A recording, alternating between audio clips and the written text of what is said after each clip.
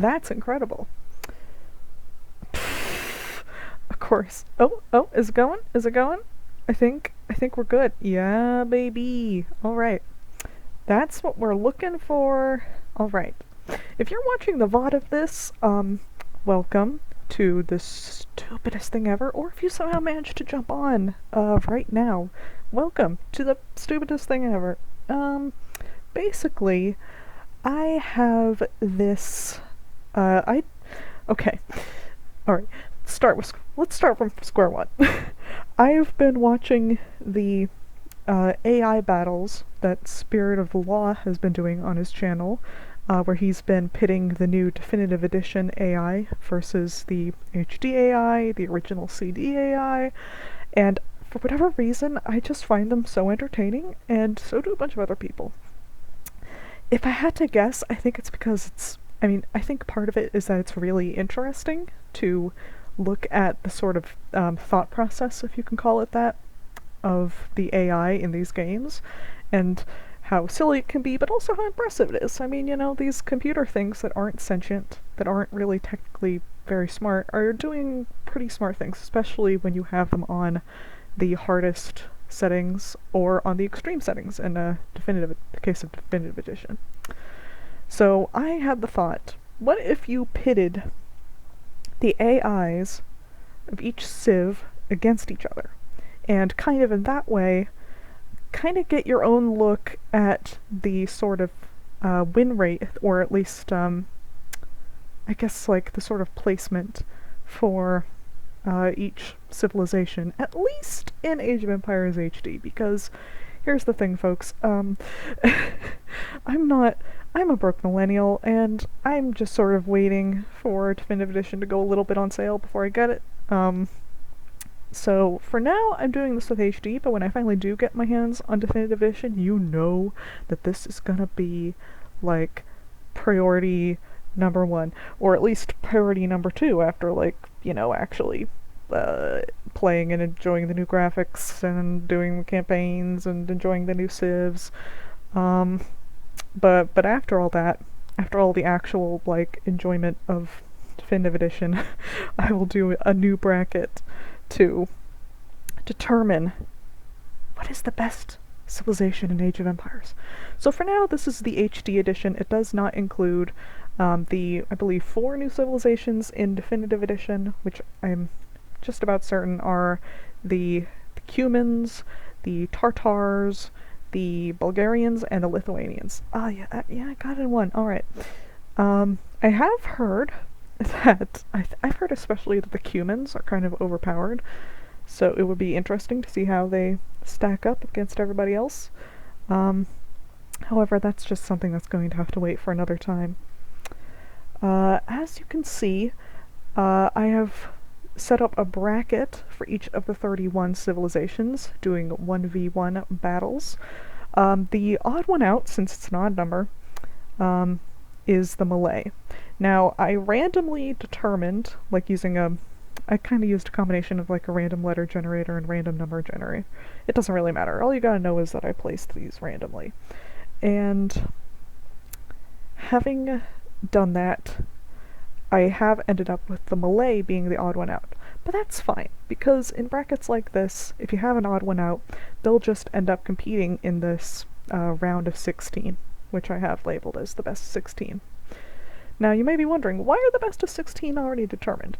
Well, that's because I already did all of the initial battles with all 31 civilizations. Because here's the thing,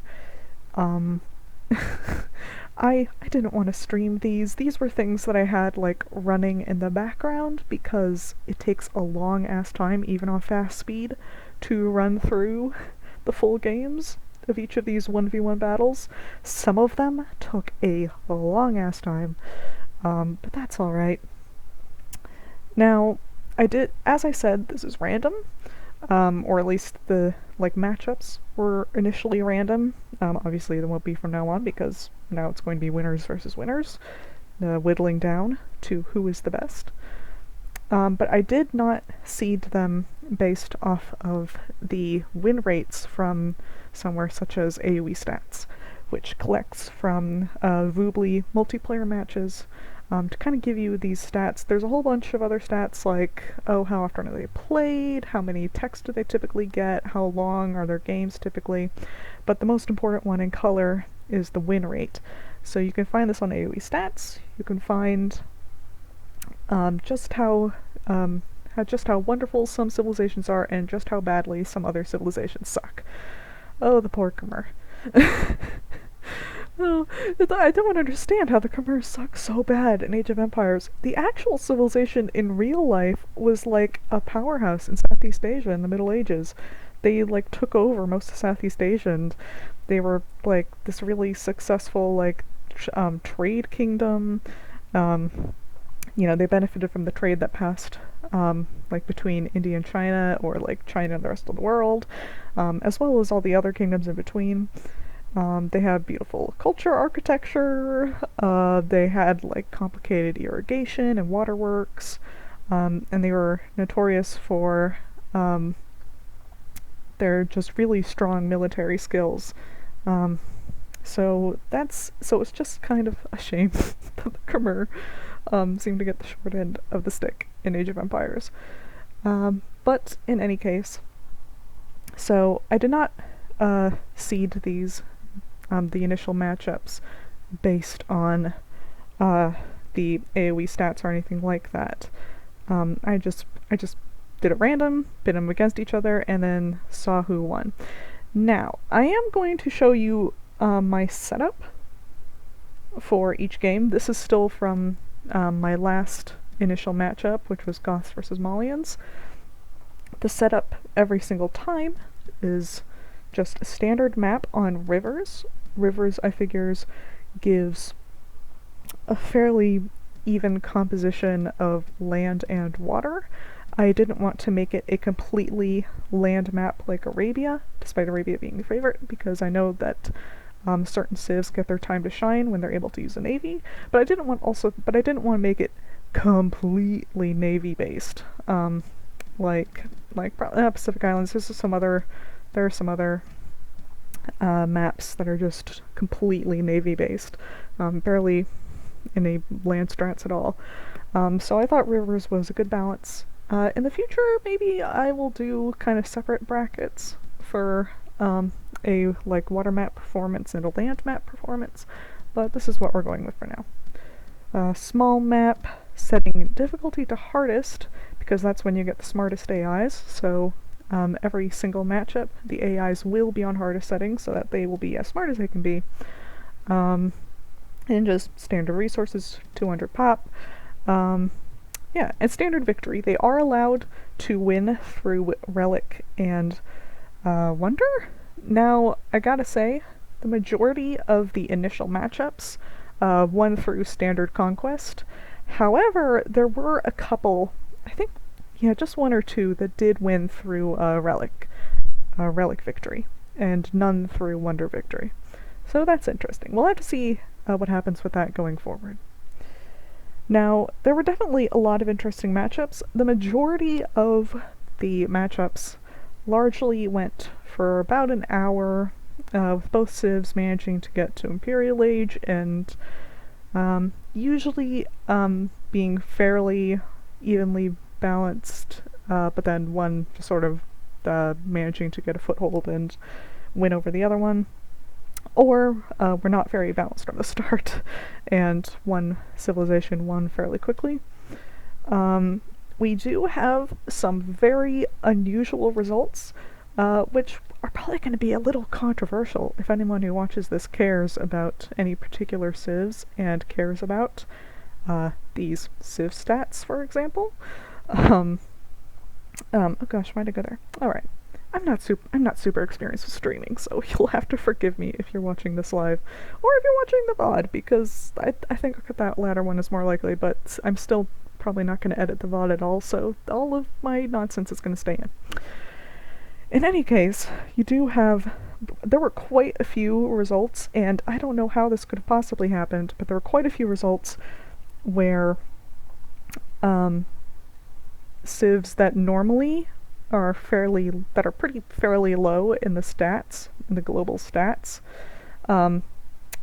won against civilizations that are fairly high.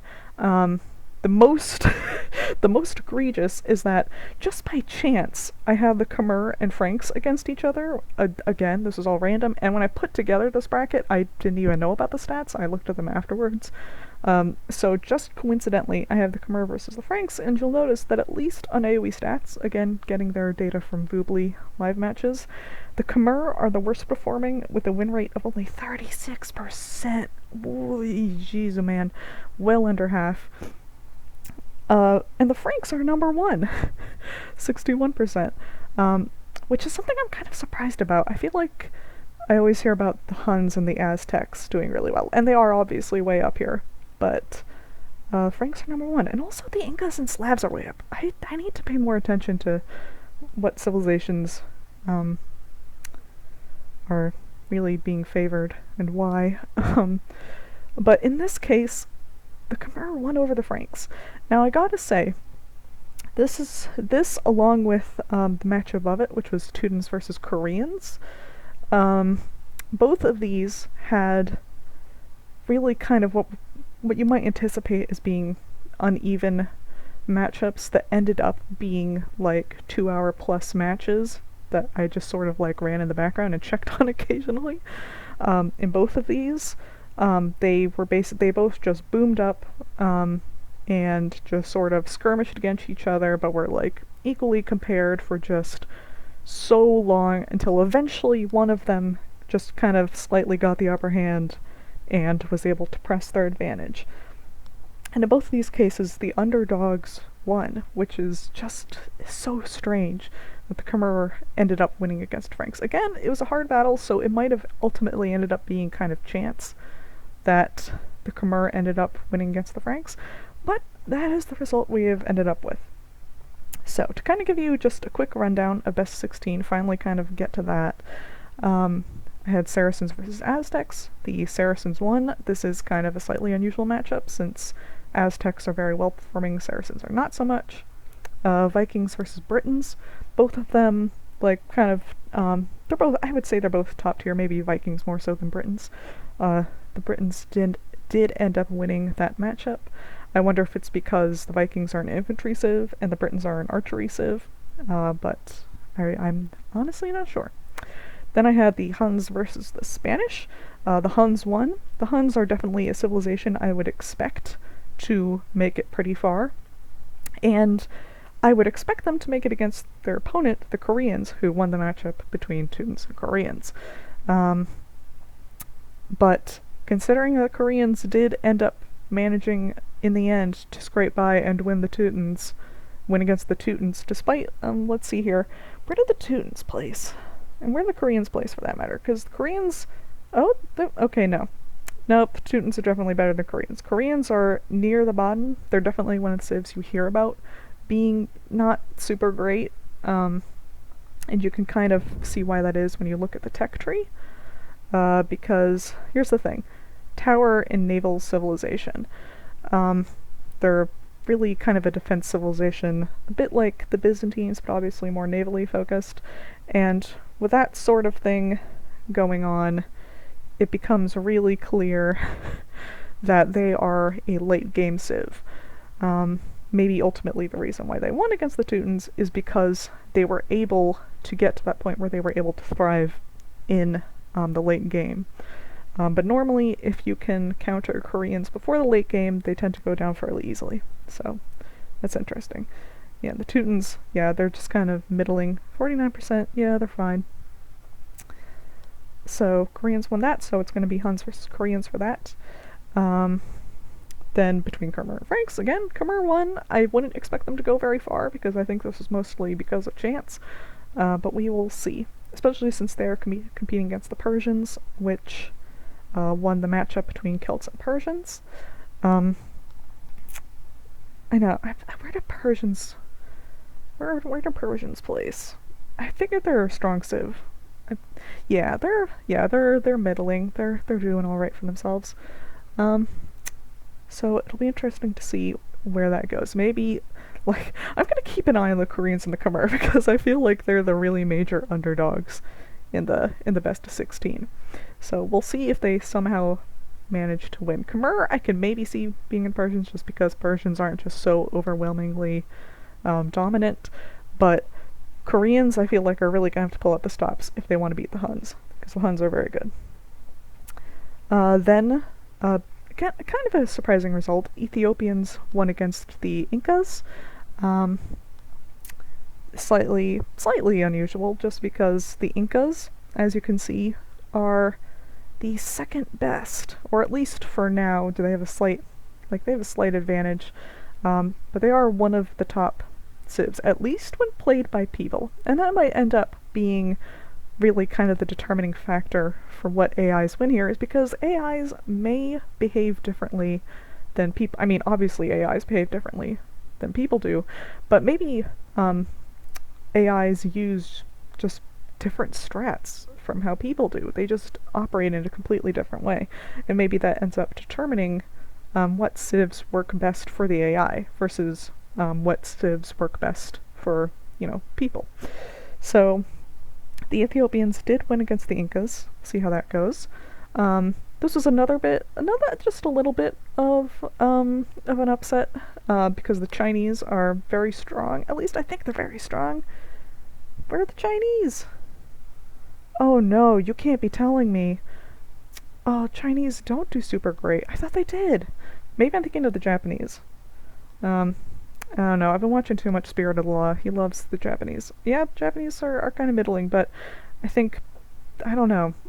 Man, I don't know. That's one of the reasons I'm doing this, is kind of just seeing how civilizations compete with each other, especially matchups you don't really necessarily think of or purposely go for. But between the Chinese and the Turks did win. So they're going to be up against the Ethiopians. Then between the Portuguese and the Mongols, the Portuguese won.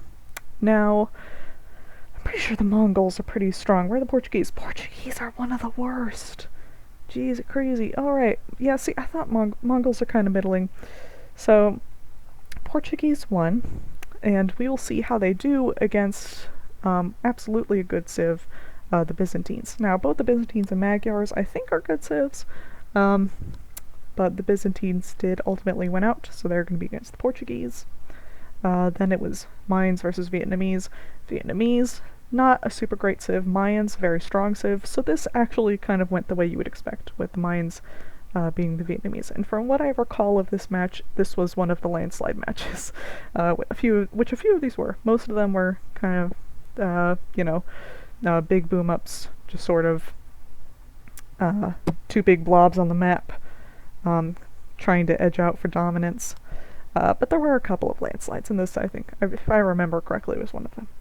Then, just coincidentally, I had two I civs against each other, the Indians versus the Italians. And I was rooting for the Indians, because Indians are one of my personal fave civs to play.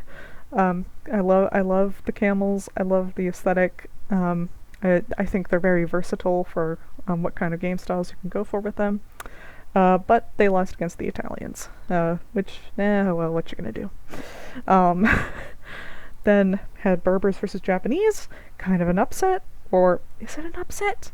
Because, I mean, okay, the Spirit of the Law is always raving about the Japanese, but are they better than the Berbers? No, we're the Berbers. Berbers are pretty good. Now, they are pretty much just middling. You'd look at these numbers and they're really not very far apart from each other. These exact numbers probably change, if not on a daily basis, then probably a weekly or monthly basis. So, at least in this comparison, the Berbers are apparently like 3% better than Japanese, so this probably just ultimately kind of came up to chance. And it might also come up to the fact that Berbers can have like really strong cavalry archers in general, and they're against the Japanese, which are more of an infantry civ, so maybe that's why they won out. Then we have one of the last matches. You see we're coming to the end. Slavs versus the Burmese. Now, this is definitely an upset because the Slavs, as you can see, are one of the best civs. And where the Burmese place? I don't think they're very high, from what I remember. Yeah, they're middling, so they're fine. But the Burmese did win this one out, and I think it's a similar case of the Burmese being kind of more of an archery-leaning sort of civ. They have are the Burmese the ones with the ballista elephants? No, that's the Khmer. That's the Khmer. And they're up against an infantry civ in the Slavs, so they ultimately won out. Then our second to last best of 16 matchup between the Goths and the Malians, both pretty strong infantry-based civs. The Malians ended up winning in what was, I'm pretty sure, was a close match. So, Malians over Goths, that's what we got. And then finally Malay, our odd one out, who's going to go up against the Malians. Now, from what I remember, but let's check, the Malay don't do super great. So, in theory, they probably won't go very far, but I guess we'll see. I know I, for one, am going to be keeping a careful eye on the Koreans and the Khmer to see if they manage to get any farther. I have doubts about the Koreans, but honestly, with more odds stacked against them, it's just going to make it more dramatic if they somehow manage to win. So, that should be fun. In any case, our first best of 16 matchup, which I will be showing you today, which I will be recording in real time. This isn't something that I have recorded and am going to cast. This is something we're going to watch in real time, so I don't know the results. Is going to be Saracens versus Britons. We'll finally get to that, and I'll just stop talking your ear off about nonsense. So, you can, I mean, if you want, you can tell me if you think, if you're watching this in real time or watching the VOD afterwards, I would not, oh my god, as soon as I started talking, I just, okay, great, versus Britons. I'm always aware of everything that's happening around me. You can let me know if you think, the, team arrangement, like, red versus green, how I'm placed as kind of player one as a spectator, if that somehow skews the results in a certain way. I don't think it does. I'm watching a lot of obviously I've been watching so many of these matches, and just having red versus green, and from what I could tell, neither red or green ever seem to have an advantage, so I don't think, they seem to affect, or at least what placement they give for the civs seems to be giving too much of an advantage or disadvantage, just from what I've been able to tell. But if you know more about that, obviously feel free to let me know. So we'll go forward with that. I'll give you a quick peek at the tech trees, so we kind of get a better idea for where we're at. Now, the Saracens are a low-performing civ, and the Britons are kind of a middling civ. So we're going to just get a quick look and kind of see how they might compare against each other. Britons are obviously a very strong archer civ. The longbowman just sort of reigns supreme. If you manage to get a huge horde of longbowmen, that's pretty much game over for whoever you're up against. And they have very good advantages, you know, less wood cost for town centers, bigger range for their foot archers as if longbowmen need any more. Shepherds work faster, which is great if you want to get that Dark Age advantage.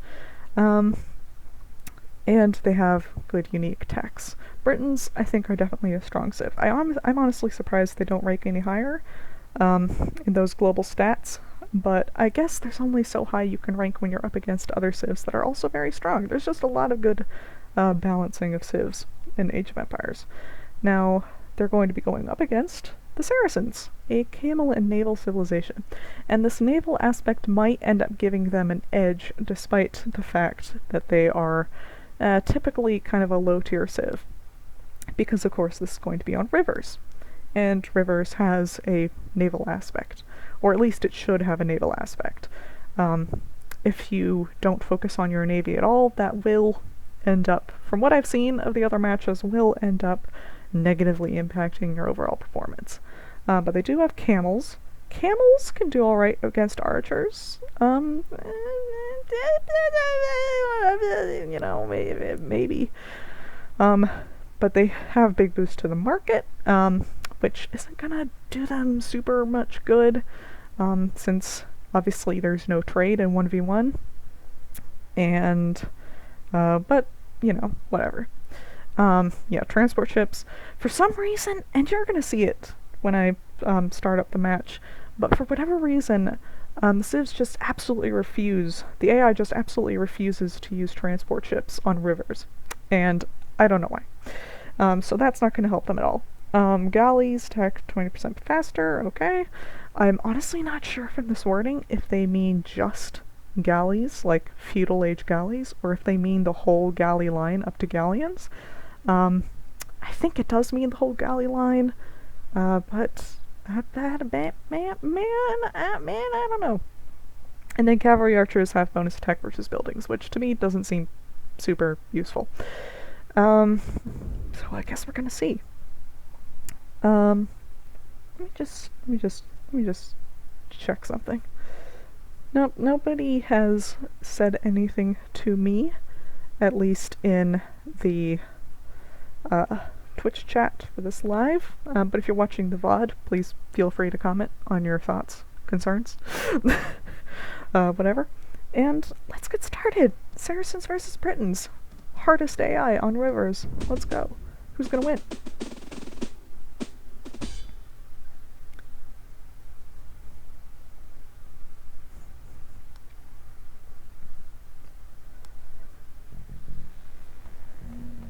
Alright, so in red we have the Saracens, Nureddin, and in green we have the Britons, Richard II.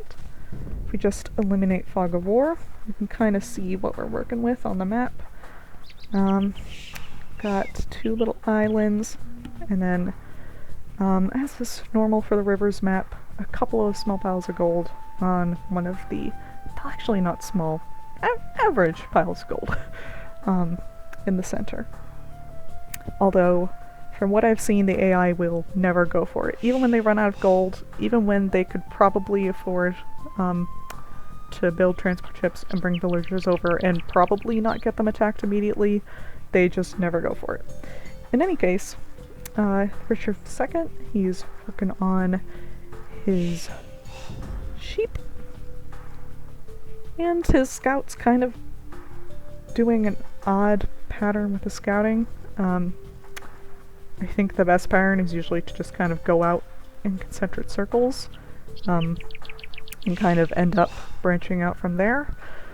But he kind of started out kind of going off in this one direction and then wasting time by doubling back on himself. So that's not necessarily the best tactic, but odds are his opponent probably isn't stealing his sheep because he just has one opponent and he's way over here and he's busy.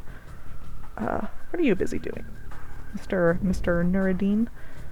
You were doing something kind of similar. Maybe you did a slightly better job. Yeah. I think Nureddin's maybe doing a slightly better job on scouting. He's missing his sheep. He's gotta get his sheep. It's very important. So, I think right now I'm saying that I favor the Britons, just because they're a slightly stronger civ. But, man, I don't know. Having witnessed the Khmer take down the Franks, I just wouldn't be surprised. Let's put this on fast. There we go. Oh, getting loom.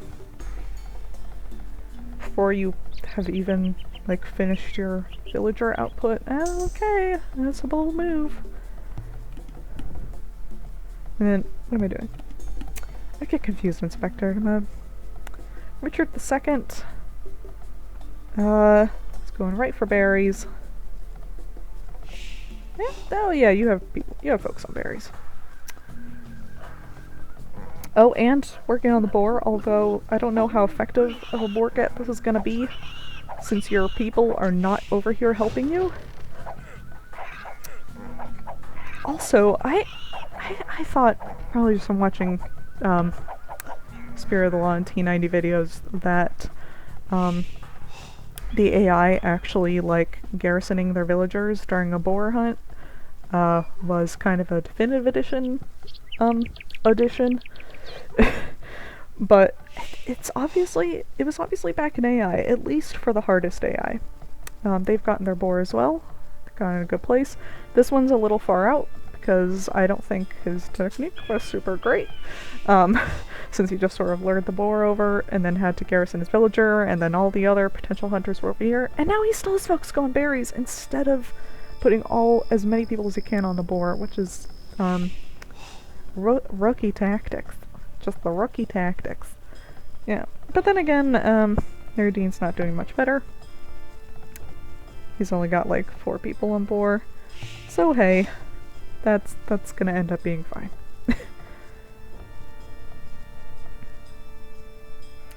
Yeah, let's check out the relic composition. And okay, Brits, you gotta get your sheep. You gotta get on that. Looks like there is 1, 2 relics over on this side. And 1, 2 over on this side. Where's the 5th relic? It's probably hiding somewhere on the shore, because it always is when you can't see it. Let's waste some time, as I like to. Yep. Okay, so green, the Britons do have 3 of the relics over here, while red, the Saracens, only have 2. So I guess we're gonna see how that goes. Now this is better.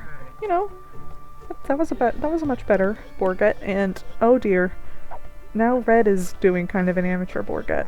What are you doing? There's nobody over here. Are you gonna? Okay, I was gonna say, you're gonna lose this bill. Okay, that's slightly better placement. And you're actually getting all your villagers on it, so that's good. Where are we on villagers? 25 for the Brits. Oop, and they just made a dock. Were they first do that? Yep, they beat the Saracens to the punch. But it remains to be seen if that'll actually have any sort of impact on their navy. Now, he could have started focusing on... Yep, oh, and he is focusing on aging up, I was just about to say. It's like, he's over 25, he should be... Yep, great. They're both going for feudal. Who's got the edge right now? It looks like it's the Brits. Yeah, the Brits are getting to feudal slightly faster. We'll see if that slight advantage ends up amounting to much.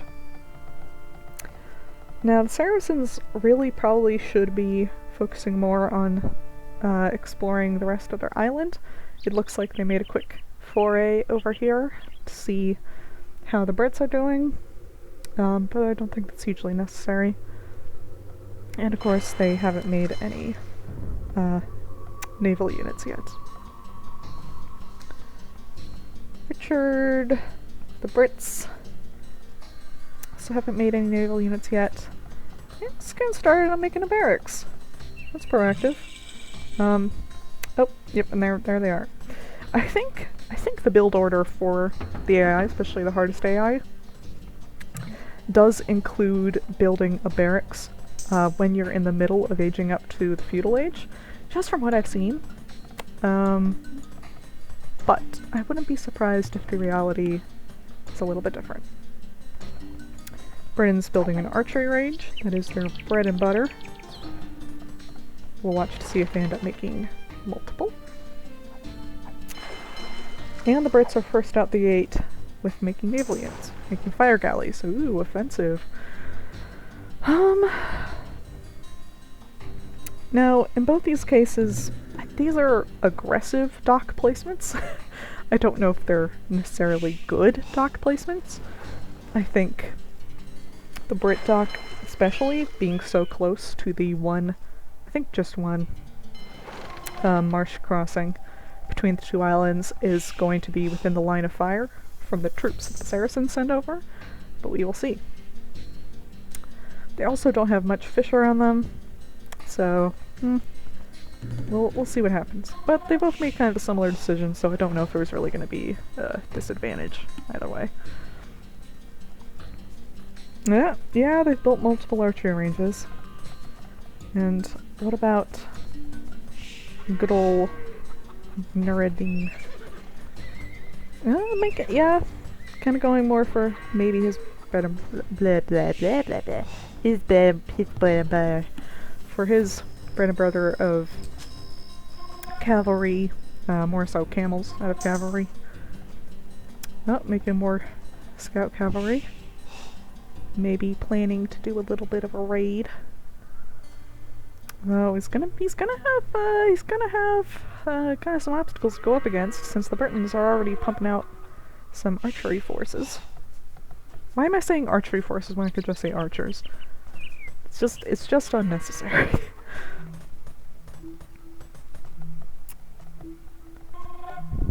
One of my favorite hobbies is just calling myself out. Now, yeah, it hasn't explored with naval units at all. You just kind of move this fire galley slightly away. Great stuff. Richard II, probably also hasn't. No. Oh, well, no, I think this is just from the scout. Oh, oh, oh. First blood. First blood. Oh shit, dude. He's gonna win.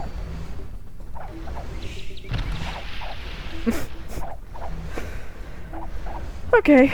They're just kind of gonna go at that for a little while, huh? Yeah. That is probably just sort of about it, huh? What am I doing? Alright. I know exactly what I'm doing at all times. Now I missed it. Did the Britons actually... Yeah, they know where their relics are, pretty much.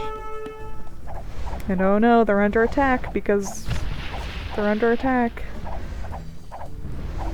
But... what about the Saracens? Yeah, you sure are being attacked by Richard II. What kind of exploit? Okay, so they have thoroughly explored their island. And maybe they're due to try and explore Richard's Island. Dick's Island, if you will. But they're gonna have a rough time because the way is guarded, and I have a feeling any scout they're gonna send over is going to get a chilly reception. So it looks like Richard II might have the advantage of the fact that they are actually managing to scout out a solid chunk of their opponent's island. So we will see. We will see. Gotta get these views back to normal because it's like I'm just sort of scrolling all over the place, so... Wow. A whole army of scout cavalry. Isn't that something? See, I know this does- oh, but they are going after the scout. They know what he's up to. These archers are never gonna catch up, but they're so dedicated. And their dock is gone. Britons have pushed them out of the water. I wonder if they know that the Saracens have a naval advantage. And they were just like, let's go. So, go for the villager. Why is she even building a mill over here? Is it to get at the fish? Why would you do that when the fish is... okay. Sometimes the AI does make just really odd decisions. There goes sneaky dock. And very slightly sneaky dock. Although it has just been found. I was about to see, like, okay, how are we doing with Richard's view? Yeah, I think this was maybe slightly out of sight, but now it is within sight. Obviously. So that's unfortunate for them. Well, when I say them, I mean Saracens. And I gotta say, even when scout cavalry are, like, you know, a legit, effective raid unit, I just look at an army of scout cavalry and think, why terrible thing. But, man, I don't know. They know what they're doing. You know? Who am I to judge? I'm just some schmuck on the internet. I don't know what's going on. But, man, I've never once known what's going on once in my entire life ever. So, like, what perspective do I have to judge, you know, the hardest AI in Age of Empires 2 HD edition? Get it now on Steam. Of course, looking at the score, it does seem like the Brits are outscoring the Saracens for now. Especially since they, for now, have the naval advantage. But Saracens are aging up, almost aged up, to the castle age. What about the Brits? The Brits aren't even aging up yet. Okay, so that's interesting. We'll see if this ends up leading to a turn in the tides. Especially since if the Saracens get a little bit more proactive on their navy, they can maybe start pushing that naval advantage. Since, I mean, what is their naval advantage? Galleys attack faster? Yeah, okay. Yeah, that's probably about all they need to maybe get an advantage going. Oh no, this mill's gonna go down. I can't believe it. How will the Saracens ever recover? Now, oh my god, they actually got a scout through. Those archers, as far as the eye can see, he must have just blew past them. And just, like, they started to attack him, but he was too fast. And here we are. Oh yeah, he definitely got attacked. Maybe they built up this army of cavalry just for that purpose. Also, I looked away for 1 second and now it's light cavalry. Wow. You know, change can happen so quickly. Life is an experience. And before you know it, like, it can just pass you by. And you just have to go with the flow. And accept the changes as they come. I think it's so important. Alright, now, the Saracens do have... Yeah, they're up to normal fire ships and war galleys, while Mr. Richard, Mr. Dick, the Brits, still in feudal age units in terms of the navy. Now he did just get to castle age. Are you upgrading? No. Are you upgrading? No. Are you upgrading? Oh, yep, you are. Okay. So, oh my god, he's making a push. I almost missed it. It is skirmishers and crossbowmen, which, if the Saracens get on their cavalry, could be taken down. But it would appear not. It would appear the Britons are pushing an advantage on land, and looks like sea as well. This might end up being an early takedown, or at least early weakening of the Saracens in this case. So we will have to see.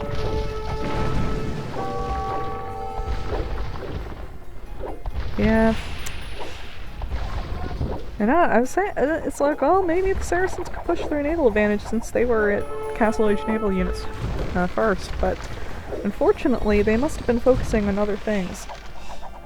So, yep, and now they are successfully raiding the village, taking out farmers, wasting valuable time and resources. They're gonna have a hard time against knights, but if you've only got like 1 or 2 knights pooping out the chain, then... What did I... Pooping out the chain? What was that? I don't know. You understand. My beautiful listener, whoever you are. Probably just my sister, honestly. Maybe not even my sister. You know, is she really gonna watch an hour of my nonsense, which has not been edited down in any sort of way? Who's to say? Who's to say? Maybe it's just me. And you know what? I could use encouragement. listening to myself say that I'm a beautiful listener. It's a little cyclical, a little incestuous, but that's alright. Yeah, jeez, you crazy. Yeah, Saracens are struggling. They've got a Scorpion, underutilized siege unit. But I don't know if the single Scorpion is going to be enough to hold off the Horde. Which, I mean, that dramatic pan I just did didn't really amount to much. Because they've just the Brits just sort of got a navy and elite skirmishers and some rams. But that might be enough, because right now it's looking like the Saracens have just got a couple of Scorpions and, like, an attempt at a naval response. Which is not working out for them. Just got this archery range just being taken out. Just the worst. Now, I'm pretty sure this guy is going for this relic over here. Interesting to note. I don't know if... Yeah, it doesn't look like the Brits are going for their relics at all. Do they have a monastery? They might not have bothered. I mean, they might be doing so well with their resources, with their gold especially, that they're just not thinking about getting that relic gold. Yeah, I don't see a monastery anywhere. So that's interesting.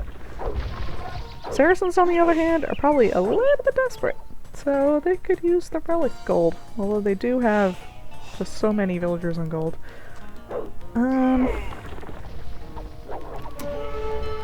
Yeah, this is just... I don't see how the Saracens are going to recover from this. Yeah, they got demo ships, but one demo ship does not a victory make.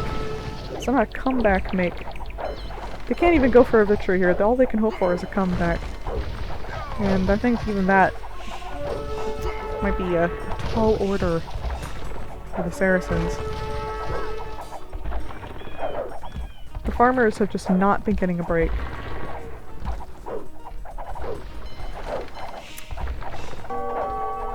Yeah, back into the town center they go.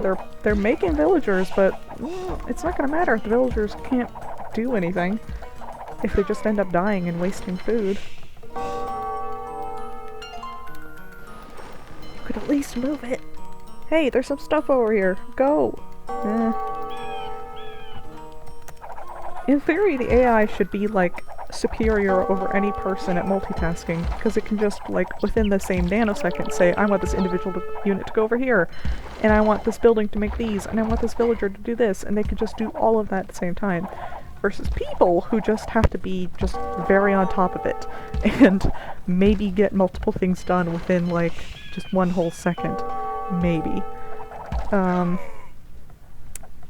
yet, humans persevere. So, you know, not sure what I was going for there, but I think there's a message we can all learn from.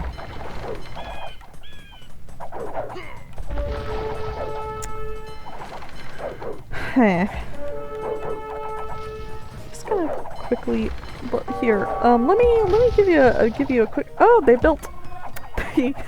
Wow. The Britons are really just being assholes. They've built their monastery finally, just way over here. I'm hearing monk sounds. Where's the monk? Is the monk dead? The monk's probably dead. I don't even know where they are, or were. They're probably just already dead. Yeah, no monk to be seen. Now the Saracens are holding on to life. I'm curious, are the Brits aging up? They're not. Then again, they don't really need to. Oh, he's okay. The AI is doing a little bit of self-talk, and it looks like, yep, the Brits are aging up. And the Saracens are just far too caught up in using their resources to, understandably, hold off dying. So they are not aging up anytime soon, which is just going to add to the advantage that the Brits are getting.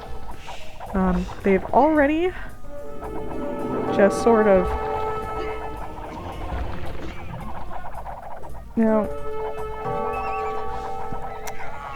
And see, if I hear monk sounds, and I don't have my eyes on a monk a lot of times, you just can't catch what's happening because there's too much going on. It is kind of funny that they decided to ship whatever relics they're getting just all the way over here, assuming that this is their only monastery. Is it their only monastery? Maybe they've decided to place a more sensible one. Or are. Nope, that's just more military buildings. Yeah, it looks like they're walking their relics all the way over. Oh, the AI. So silly.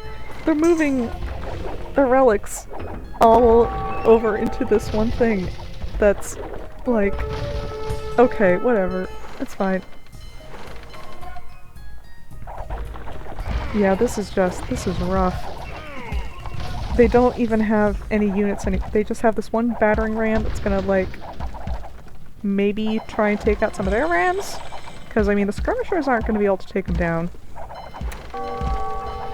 But, yeah, the rams are just coming in. Oh, while I was looking away, the Saracens have managed to temporarily hold off or defeat the British Navy, so I guess we're gonna see. Oh, you poor things. Yeah, this was, yeah, for being the, like, superior civ in this game, the Brits really fucked up here. Yeah, they're like picking up the where's... Yeah. He just stopped, like, hold on. Hold on, wait a second, I can sense through the force that my destination has been destroyed. And now he's just gonna stand there like a jackass until somebody builds another monastery. Yep, okay, that's a little more sensible. That's fine, you know, whatever. Nothing matters, you know? We're all just living in the void. They do have multiple town centers, but given that the Brits are now attacking with just full force of their elite skirmishers and light cavalry and rams especially, just brutal. They're only hitting back with crossbowmen, which is just kind of silly. But then again, they don't really have much gold. But you could at least put that little bit of gold into making, like, some camels or, like, knights or, like, something. Because, like, he's beating you with trash units. These are trash units! This is just wood and food. All the gold is going into the rams. If you had some actually solid units, besides just tossing crossbowmen in at him, then you might be able to have some sort of, like, response, but no. Score says it all. Minimap says it all. The actual screen itself says it all. The Brits are totally going to massacre the Saracens in this game. I mean, I'm kind of glad. I mean, my throat is hurting. after just battling for, like, however long it's been, probably like 45 minutes to an hour. So I'm kind of glad this did not end up being a marathon session. As much as I regret not having X split up when I was running the Teutons versus Koreans and Khmer versus Franks matches, because both of those were just historic marathons that were a pain in the ass to watch, but also historic. Definitely had their fun points, definitely had their interesting points. And now they're just sort of lost to the void. But, yep, alright. The Brits have won, the Saracens have been defeated. They did not age to the Imperial Age. That is unfortunate for them. You can see on the minimap how the Imperial Age Britons have just taken over their island, just boomed up, boomed to hell. Just beautiful and fantastic.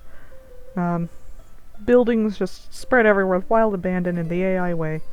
They're finally putting up their first castle because they just haven't needed any castles up to this point. And I presume they were in the process of retrieving their relics and putting them in this more sensible location. I bet that's what he's up to. And the Saracens? Poor Saracens just couldn't compare. I think part of it just had to do with that leading advantage. If you play back the VOD, just that leading advantage of the Navy coming in, destroying the dock, and starting the attack from the water. Although, and kind of keeping, and holding the water as well, well into the game. Even when the Saracens upgraded their naval units first. And they never even got to the point where they could upgrade their naval units. They're still on normal fire ships. And the Brits are on galleons. If I had to wager, they're on fast fire ships, yep. So, Saracens never got to push any sort of naval advantage. So, R.I.P. Fucking R.I.P. Let's get the in-depth look. So, yeah, so obviously, Brits got better overall score. The only better scores that Saracens got were in units lost to building slots that is unfortunate.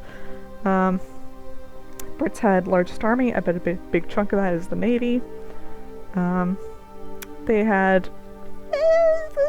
not a great KD ratio, but what you gonna do? Economy stats swept the ground. Swept the ground? No. Swept the floor with the Saracens in every regard. They just did not get any stone. They would have benefited from, like, some towers and castles, but too little too late. Interesting to note that by even just a tiny margin, the Brits did beat the Saracens to the feudal age. But then the Saracens beat them to the castle age by a couple minutes, and that ended up not really mattering. So, you know. Probably because they got to the Imperial Age, they got a much higher percentage of their text researched. And the Saracens didn't explore as much of the map. Now, I thought initially that the Saracens were doing better with relic capture, but that ended up not really being true. Although, hey, it does bear out in the fact that they have more relic gold. So, relics were kind of a late game thing that the Brits were looking at. Probably because they just didn't really need it. They also had, just so many villagers. Over half of their population villagers. And one little castle.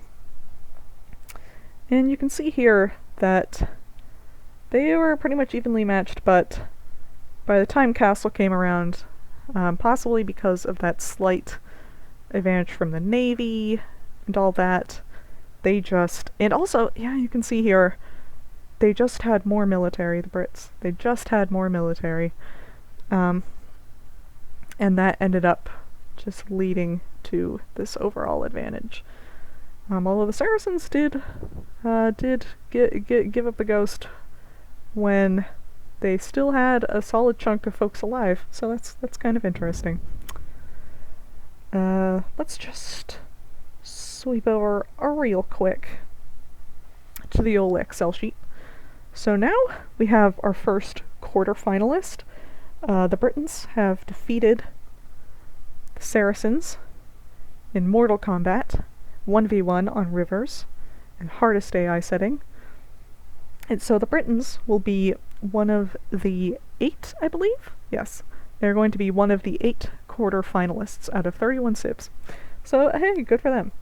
Now, I'm not going to run into the next thing because I don't think I'm physically capable of doing that. I think my voice is about to die.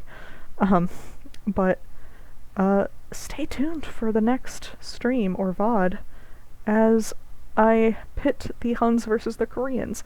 And now the sort of outcome we had today, where the Britons pretty quickly took out the Saracens, wasn't really much of an equal battle there.